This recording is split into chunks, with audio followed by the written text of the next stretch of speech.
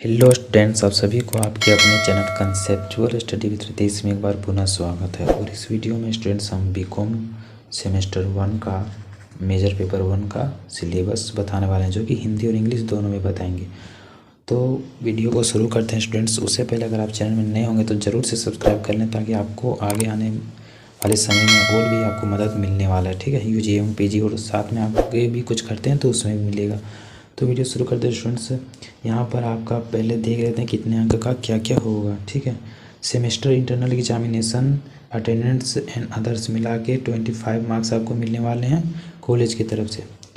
इन semester examination external examination जो आपका होगा 75 मार्क्स का होगा, जो कि आपको सेंटर में जाके देना पड़ेगा। ठीक है, और देखते हैं स्टूडेंट्स, इधर आपका जो जारी हुआ है 2 मेजर पेपर का जारी हुआ अभी। ठीक है, पहला मेजर पेपर 1 फाइनेंशियल अकाउंटिंग और major paper 2 business organisation and management. तो अभी आपका सिलेबस फाइनेंशियल अकाउंटिंग पढ़ना है। ठीक है, तो हम अभी दिखा रहे हैं हिंदी और इंग्लिश दोनों में। तो यहाँ पर आप देख पाएंगे स्टूडेंट्स की इंग्लिश में है। ठीक है, जिसको हम हिंदी में भी करके रखें PDF बना के। ठीक है, तो उसमें भी जाएंगे। पहले यहाँ देख लेते हैं स्टूडेंट्स। ठीक है, ये आपका semester 1 financial accounting major paper 1 का है। ये आपको पढ़ना है जो इसमें दिया हुआ है। कोर्स कंटेंट में जितना भी दिया स्टूडेंट्स वो आपको पढ़ना है, उससे क्वेश्चन आएंगे। पहला यूनिट 1 में थियोरेटिकल फ्रेमवर्क इसमें जानना है। फिर यूनिट 2 में है कंप्यूटराइज्ड अकाउंटिंग सिस्टम्स, तो यहाँ कंप्यूटराइज्ड अकाउंटिंग सिस्टम के बारे में जानना है। फिर यूनिट 3 में students business income accounting for depreciation and inventory valuation. ठीक है, प्रोप्राइटरशिप एंड पार्टनरशिप फर्म्स। ठीक है, तो इसको यहाँ जाना। यूनिट 4 में अकाउंटिंग फॉर ब्रांच। फिर 6 में students accounting for non for profit organisations. ठीक है, यहाँ पर आपको 6 यूनिट है जो कि आपको पढ़ना है। इन्हीं से क्वेश्चंस आपका आएंगे। ठीक है, इसमें डिटेल में दिया हुआ स्टूडेंट जो पॉइंट आपको पढ़ना है 1.1 1.2 1.3 इस तरह से 1 पॉइंट करके पॉइंट वाइज दिया हुआ है, तो आपको यहाँ पर आपको देखना है। ठीक है, जो इंग्लिश वाले हैं इसका PDF मेरे ग्रुप में होगा स्टूडेंट्स। ठीक है, व्हाट्सअप ग्रुप में या टेलीग्राम ग्रुप में ज्वाइन होकर आप वहाँ से प्राप्त कर लीजिए। ठीक है, और यहाँ पर आपको और क्लियर से करने के लिए स्टूडेंट्स हिंदी वाले PDF में जाते हैं। ठीक है, जो इंग्लिश वाले हैं थोड़ा यहाँ से देख लीजिएगा, और आप लोग को हिंदी में भी देखना है ताकि और अच्छा से क्लियर हो सके। ठीक है, तो हिंदी वाले PDF में जाएंगे स्टूडेंट्स। उसके बाद आपका बुक्स जो रेफरेंस बुक्स हैं उसके बारे में बताएंगे। ठीक है, तो चलते हैं। यहाँ पर आ चुके स्टूडेंट्स जो कि हिंदी PDF है। ठीक है, यहाँ पर आपको हिंदी से क्लियरली समझाया जा सकता है। तो यहाँ पर आते हैं स्टूडेंट्स, जैसे पाठ्यक्रम सामग्री आपका पहला सैद्धांतिक ढांचा था। तो यहाँ देखिए सूचना प्रणाली के रूप में लेखांकन। ठीक है, और जूम कर लेते हैं। सूचना प्रणाली के रूप में लेखांकन वित्तीय लेखांकन जानकारी के उपयोगकर्ता और उनकी आवश्यकताएं, लेखांकन जानकारी की गुणात्मक विशेषताएं, लेखांकन के कार्य लाभ और सीमाएं, लेखांकन की शाखाएं, लेखांकन के आधार, नकद आधार और उपार्जन आधार। तो इनके बारे में आपको पढ़ना है। ठीक है, 1.2 में 1.2 में वित्तीय लेखांकन सिद्धांत, अर्थ और आवश्यकता, आमतौर पर स्वीकृत लेखांकन सिद्धांत, इकाई, धन, माप, चल रही चिंता, लागत, राजस्व, मान्यता, प्राप्ति, उपार्जन, आवधिकता, स्थिरता, विवेक, रूढ़िवाद, भौतिकता और पूर्ण प्रकटीकरण। और है स्टूडेंट्स 1.3 में लेखा मानक के बारे में इसमें पढ़ना है। जैसे कि लेखा मानक का अवधारणा क्या, लाभ और लेखांकन मानकों के निर्माण की प्रक्रिया, एंड एज IFRS अभिसरण मानक और IFRS सहित अभिसरण बनाम, दत्तक ग्रहण, भारत में विभिन्न संस्थाओं पर लेखा मानकों AS और IND AS का अनुप्रयोग। तो ये आपको पढ़ना है। फिर अंतर्राष्ट्रीय वित्तीय लेखा मानक IFRS, अर्थ, आवश्यकता और कार्यक्षेत्र, इसका क्या अर्थ है और इसकी क्या आवश्यकता है, इसका कार्यक्षेत्र कितना विस्तृत है। ठीक है, IFRS जारी करने की प्रक्रिया, फिर लेखा प्रक्रिया, यहाँ से लेखा प्रक्रिया आपका चालू होता है।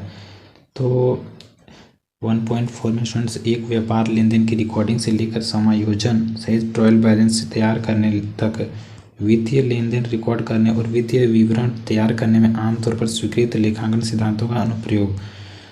ठीक है स्टूडेंट्स, ये आपका लेन देन से संबंधित है, व्यापार वाले से। यूनिट 2 में आ जाइए स्टूडेंट्स। ठीक है, और स्टूडेंट्स आपको चैनल में बने रहना है। ठीक है, लास्ट में आपका बुक्स के बारे में बताएंगे। ठीक है, तो चैनल बने रहिएगा, और चैनल में नए होंगे तो सब्सक्राइब जरूर से कर लीजिएगा। यूनिट 2 में स्टूडेंट्स कंप्यूटरीकृत लेखा प्रणाली, आपको कंप्यूटरीकृत सारा डाटा मिलेगा और उसी से क्वेश्चन मिलेगा, ठीक है।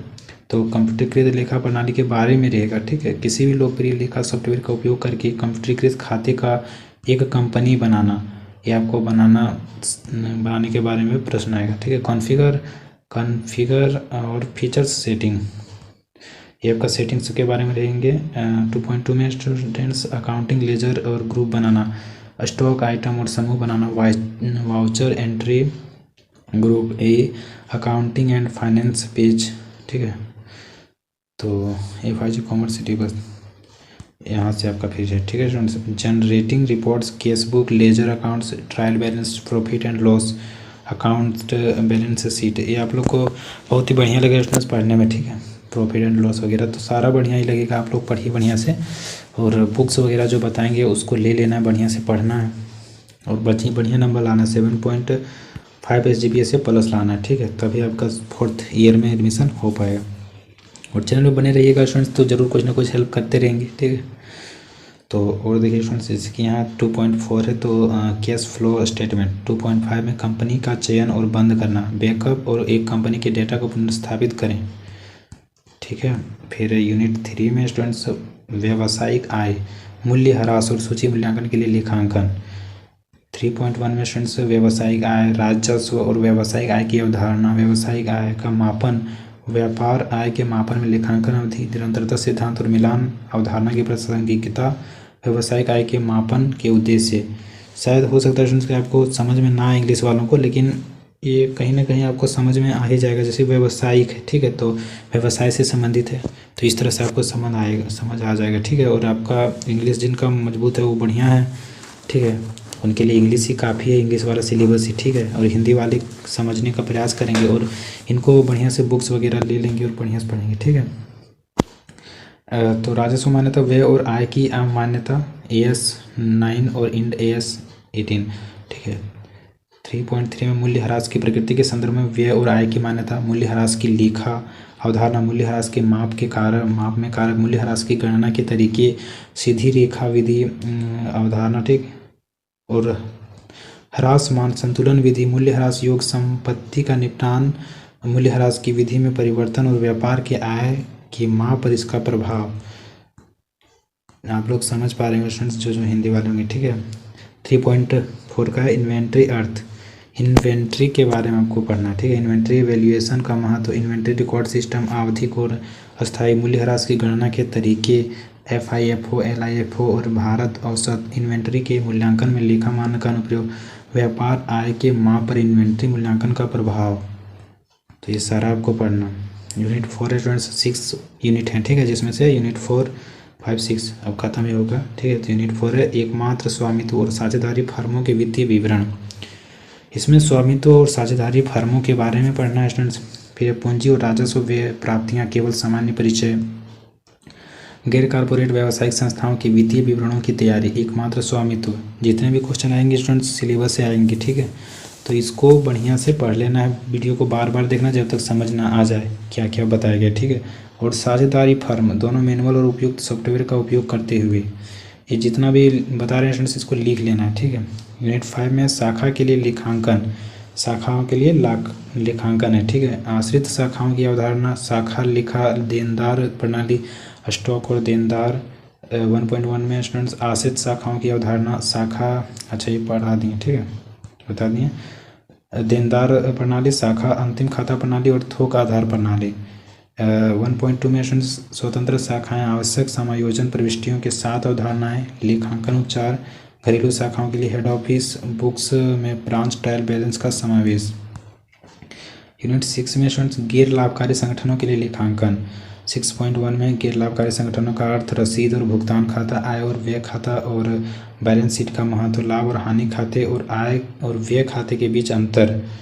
और 6.2 और लास्ट है स्टूडेंट्स प्राप्ति और भुगतान खाता, आय और व्यय खाता और बैलेंस शीट तैयार करना। तो ये आपको पढ़ना पड़ेगा स्टूडेंट्स, ठीक है, बुक से, तब ही बढ़िया से क्लियर हो पाएगा। और आपका जितना यूनिट 6 है स्टूडेंट्स इससे ही क्वेश्चन आएंगे जितना भी आएंगे, ठीक है। जैसे कि यहाँ पर आप देख लीजिए सूचना प्रणाली के रूप में लेखांकन, तो सूचना प्रणाली के रूप में लेखांकन को वर्णन कीजिए। इस तरह से टाइप का क्वेश्चन आपका आएगा। ठीक है स्टूडेंट्स, तो आप इसको बढ़िया से क्लियर कर लीजिएगा बुक्स वगैरह लेके। अब बुक्स का नाम बता देते हैं। देखिए स्टूडेंट्स, ये सजेस्टेड रीडिंग्स में आपको बताया गया एंटोनी आर एन हॉकिंस, यहाँ पर जूम करते हैं। ठीक है, अब देखिए Anthony R N Hawkins, D N Merchant के का अकाउंटिंग टेस्ट एंड केसेस। ठीक है, फिर फाइनेंशियल अकाउंटिंग है गुवाहाटी गायत्री पब्लिकेशन का, डैम बीबी गौतम। तो इस यहाँ जितना भी दिख रहा है स्टूडेंट्स, आपको स्क्रीनशॉट मार लेना है या फिर लिख लेना है। ठीक है, और इन सारे को अपने कॉलेज की लाइब्रेरी में जाकर पढ़िए। उसके बाद फिर जो अच्छा लगे वो किताब ले लीजिए। ठीक है, या फिर अपना जो मान्यता प्राप्त बुक है वो लीजिए।